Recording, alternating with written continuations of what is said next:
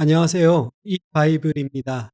오늘 함께 나눌 말씀은 출애굽기 2장 1절부터 10절까지입니다. 함께 말씀을 읽겠습니다. 레위 가문의 한 남자가 레위 가문의 한 여자를 아내로 맞이하였다. 그 여자가 임신을 하여 아들을 낳았는데 그 아이가 하도 잘생겨서 남이 모르게 석 달 동안이나 길렀다. 그러나 더 이상 숨길 수가 없어서 갈대 상자를 구하여다가 역청과 송진을 바르고 아이를 거기에 담아 강가의 갈대 사이에 놓아두었다.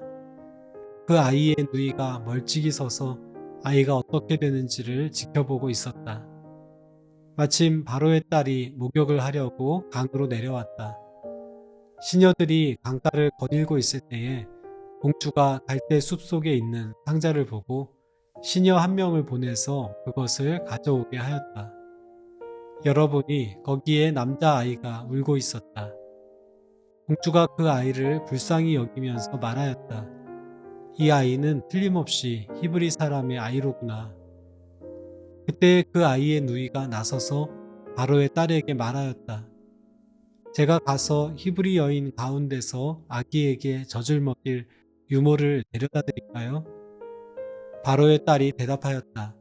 그래, 어서 데려오너라. 그 소녀가 가서 그 아이의 어머니를 불러왔다. 바로의 딸이 그에게 말하였다. 이 아이를 데리고 가서 나를 대신하여 젖을 먹여다오. 그렇게 하면 내가 너에게 삭슬 주겠다. 그래서 그 여인은 그 아이를 데리고 가서 젖을 먹였다. 그 아이가 다 자란 다음에 그 여인이 그 아이를 바로의 딸에게 데려다 주니 공주는 이 아이를 양자로 삼았다.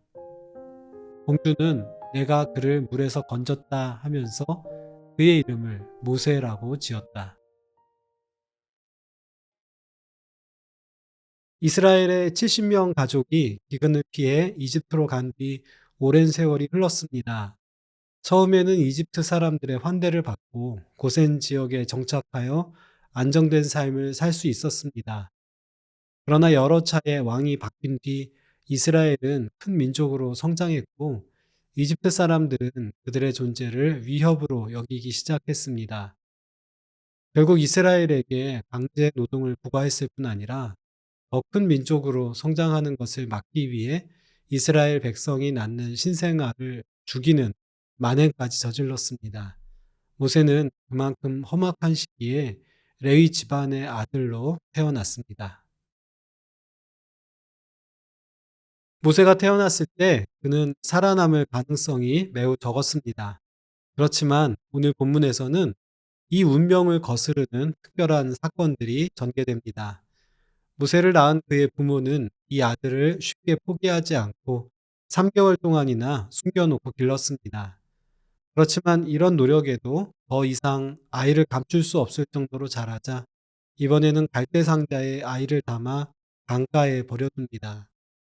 때마침 강에 목욕을 하러 온 이집트 왕의 딸이 그를 보았고 그를 불쌍히 여겨 거둡니다. 이집트 공주는 이 아이가 히브리인이라는 사실을 알았지만 바로의 명령대로 그를 죽이지 않았고 오히려 그를 살리기 위한 방법을 찾습니다. 또 아기의 어머니인 히브리인 여인을 유모로 고용하여 삭슬 주면서 유아기 동안 그를 키우게 했고 어느 정도 자란 후에 그를 양자로 받아들입니다. 이해하기 어려운 일이 모세에게 일어납니다. 엄혹한 시절에 누구도 이런 일이 일어날 거라고 상상하지 못했을 것입니다. 그러나 하나님은 이 사건을 통해 이스라엘이 기대할 수 없었던 구원을 예고하십니다. 장차 우리가 살펴보게 될 출애굽의 기적들 가운데 그 어느 것도 이스라엘 스스로의 힘으로 이룬 것은 없습니다. 이스라엘 민족은 이집트의 노예 생활을 힘들어하긴 했지만 그중 누구도 이 고난의 굴레에서 해방될 것을 꿈꾸거나 실행에 옮기지는 못했습니다.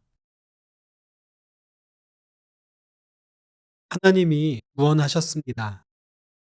하나님께서 이 민족을 긍휼히 여기셨고 그들을 구하기 위한 계획을 세우셨으며 그것을 실행에 옮기셨습니다. 누구도 눈치 못 챈 상황에서 누구도 알지 못하는 방법으로 주님은 그분의 백성을 고통에서 건지시고 그분의 새 나라로 옮기실 것입니다. 이 일을 위해 심지어는 이스라엘을 억압한 당사자인 이집트 왕의 딸을 사용하시기까지 합니다.